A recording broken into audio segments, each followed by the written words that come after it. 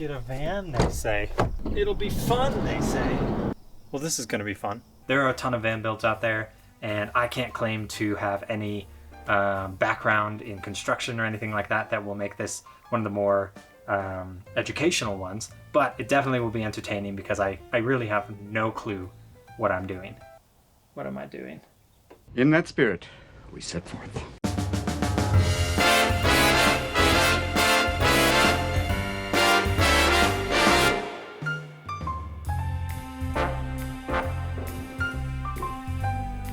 Okay, so without further ado, let's begin.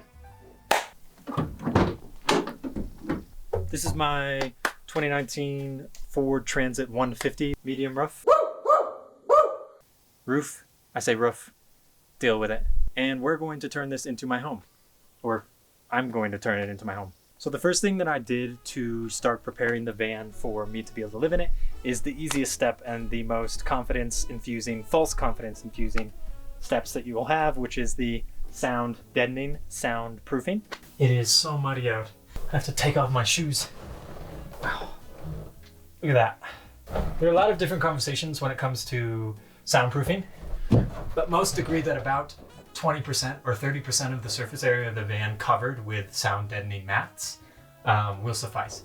And also I'll be using thin sillet later in the build for the insulation, which some people use in and of itself as their insulation, but I chose to go with Noico 80mm sound deadening or car sound deadening mat.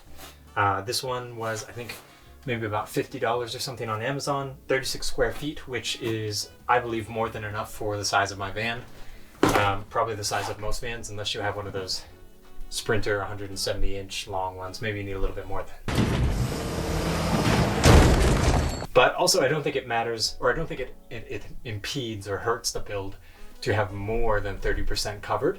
So generally speaking, what I've seen is a lot of people just cover the main panels where they're not going to have windows. Definitely the wheel wells, as that's a major source of sound in the van. Once you're driven down a single road, you'll realize that, especially maybe a rocky road or a dirt road. And then the ceiling. So they come like this, and they're very easy to cut. Throw down some cardboard inside the van or a piece of wood, plywood or something, and then use a utility knife to slice along lines. It doesn't have to be completely precise, but sometimes it can help to have it be more precise than not. Otherwise you'll wind up with all these little pieces like this, which aren't bad necessarily, they just take more time to apply. So as you can see in some places in the van, we've definitely applied even just the tiny little strips to parts to fill it in, and every bit counts. So there's the sound deadening.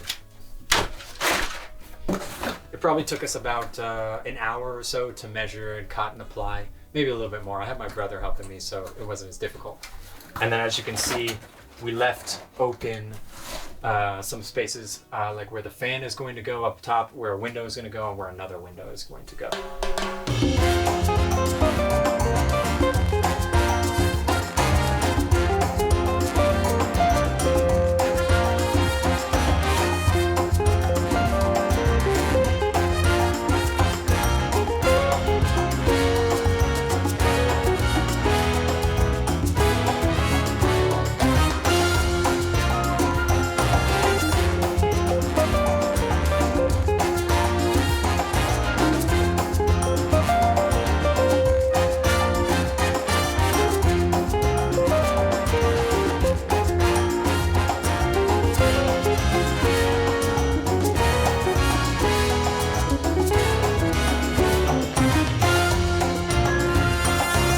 So what we're going to do today is treat the floor before we actually install the floor in a week or two or whenever that happens. And what treating the floor entails is finding exposed metal, going over it a couple different times, like sanding with steel wool, in order to make sure that it's ready to have a new coat of paint applied to it, so it's smooth and as non-flaky as possible, because if I were to apply paint over a flaky area and the paint was to flake off, my new paint would go with it. So to find all of these exposed area, which in a used van, it can vary a lot depending on how many runs it was used for, shipping or whatever it was used for. In this case, it did not have very much life as a shipping cargo van before I bought it. So it's not that much work actually, and there's very little actual rust, just most exposed metal. But before I install the floor, I want to make sure I treat all of those places to the best of my ability, because once the floor is installed, probably no one's going to be looking underneath that for, hopefully for forever. Forever. Forever. If something were to develop just because I ignored doing this at the start, that would be kind of a pain. So doing that now. You can sit back and enjoy the time lapse as I get to working out my forearms.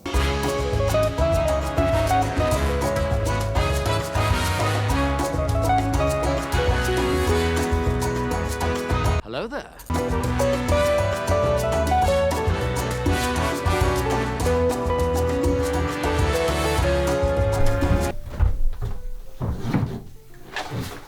So I just focused on the exposed areas, the places that were almost exposed metal and exposed metal.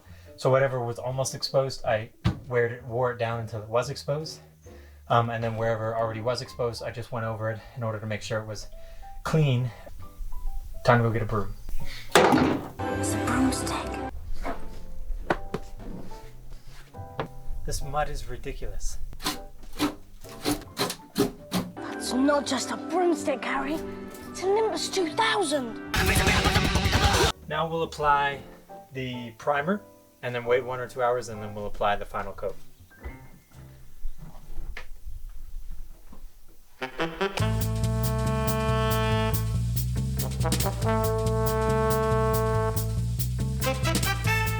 A few moments later. So now we'll just apply the last coat and then on to the next thing.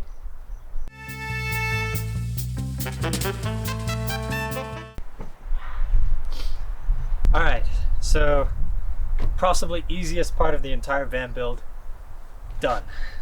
Wow, hooray. Today, we celebrate The easiest part of the van build. And this knee pad is on upside down. I'm gonna keep building, I'm gonna keep making videos. I would love to make videos about the design. I learned SketchUp in order to make the design.